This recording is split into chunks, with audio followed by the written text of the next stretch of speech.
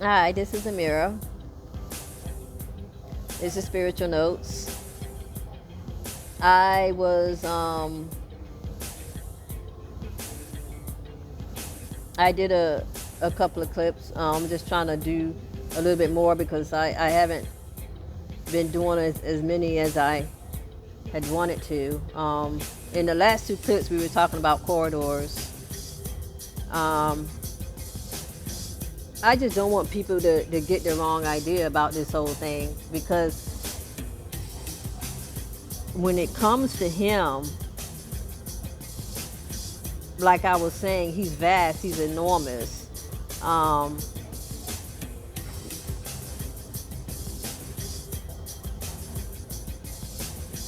there just seems to be so much confusion, and I just feel compelled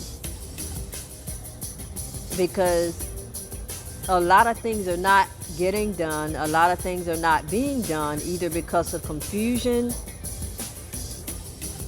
or because it's just not caring. And it's really scary.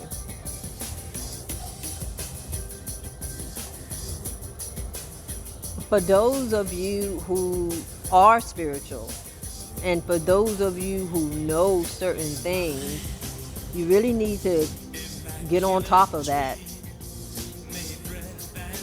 You really need to get on top of that because it seems like there are large numbers of people who are being told or who feel like, well, it's not time, or it's always time for love. It's always time for kindness. It's always time for teaching. It's always time for reproving. So what's going on?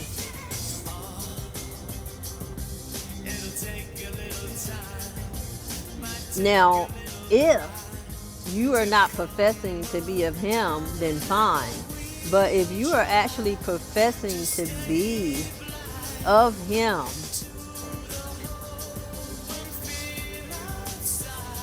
I don't know, the whole thing is just kind of scary.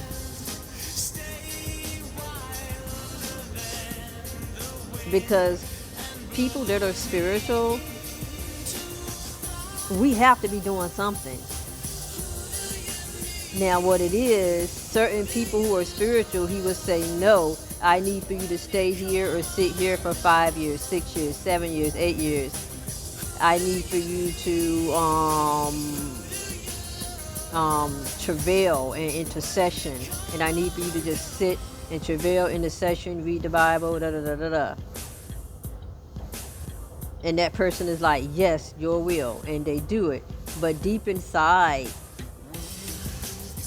and I'm not saying everybody's that way, but deep inside, they're always yearning to do more for him. Though it may involve more suffering, we're constantly wanting to help. Because every time someone that's spiritual helps him, that alleviates the pain of another. That takes away some of the pain of another. That helps to diminish some of the confusion of someone that may be young spiritually and may not understand certain things. Every single time a person that is spiritual does what they are supposed to do or pushes him saying, Lord, give me this so that I can do this, or give me this understanding so I can do this, it helps somebody else. It helps alleviate the pain and suffering. So why wouldn't you want to help him? Even though it causes more suffering to yourself, even though it causes more pain to yourself. Because that's one thing I notice about people that are truly his. We don't mind that sacrifice. We don't want the sacrifice. We don't want that pain. We don't want that agony. But if it's going to help somebody else, we really, at the end of the day, don't mind it. Do we cry out and say, Lord, Lord, release some of this? suffering, release some of this agony, release some of this humiliation, yes. But there's another part of us that we want to help. And we know that by us doing that, it's helping somebody else. So once again, I'm going to go back to the very beginning. When it comes to people who profess to be something else, I would say going back 10, 15 years, what with? You had fleshly people who were straight up fleshly. They never professed anything a day in their life. They never professed God, they never professed Jesus, they never professed nobody. They were out there protesting, getting water hosed.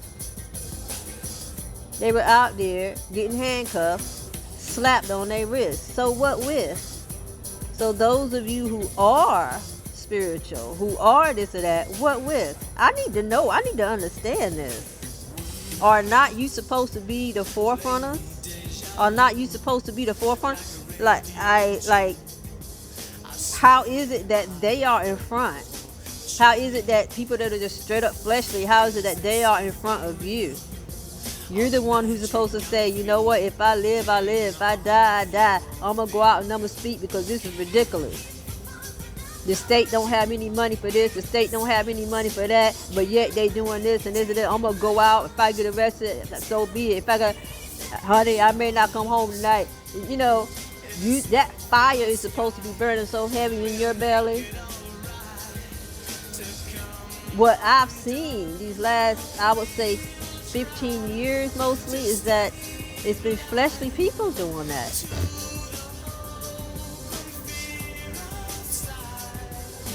It would seem that the one with the most faith, that the ones who carried the Bibles, who did it, it would seem that the ones with the more faith were in front of the one who did not profess. It seemed like they would be in front of the one who did not profess. The ones I saw getting water hosed and getting slammed to the ground and getting handcuffed, these people weren't professing anything.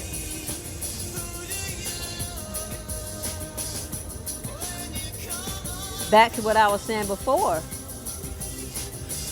That does not mean it was not them in their belly, because of course common sense would dictate it was, because those things were needed then. They were needed. I just don't want people who got that fire to not think it's not him, because it is him, darling. And you may not have the faith to profess, you know, Jesus this or God this, and that's totally fine. It may not be meant, but don't ever squish that fire. If you feel you need to go out and protest, if you feel you need to go out and do A to B, always do it. Don't ever squish it. Don't ever squish it. Don't stand in that line of no doers.